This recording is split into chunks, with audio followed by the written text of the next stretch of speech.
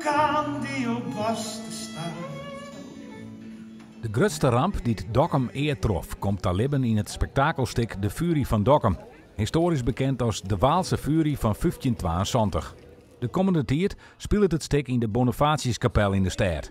De cast is blij dat de kopper na een weekend lang van repeteren nou al is. Je dorst het voor, hè? Je bent weekend voor ons zwoegen en ons uitzieken en ons werkje. En nou maar weer los. En nou maar weer boatje in de boatenstuin, dat is het een beetje. Ja. Wat maakt het die theaterstuin in dit plak zo mooi?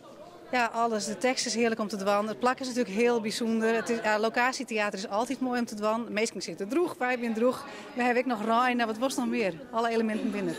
Mooi, tevreden? Heel erg tevreden. En als ik dat ben, dan... Nee, ik ben altijd heel kritisch, maar ik vond het echt te gek. Volle bak, goede concentratie, mensen muisstil in de vertelstukjes en goede reacties op de juiste momenten. En ja, op deze plek, kijk om je heen, we staan nu midden op ons speelvlak. En het is zo gaaf om hier te staan en een verhaal te mogen vertellen met deze toffe mensen. Dat is super. Haast 200 vrijwilligers werken mee in de productie, waarvan goed 20 jongens, acteurs en mensen bij het podium. Vanwege de grote belangstelling voor de Furie komt er een extra tiende uitviering bij.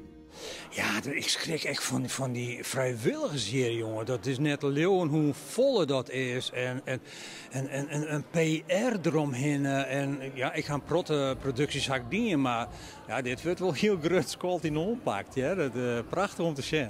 Dit wordt geniet zien in Dokkum dus de komende tijd. Ja, zeker. Ik leo dat de 22e nog vrijkomt, die jongens.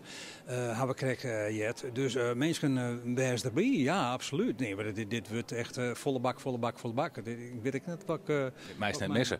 Nee, dit meest absoluut net missen. Dit, nou ja, vrede mensen op de stritten maar. En ik weet zeker dat ze hartstikke enthousiast zijn.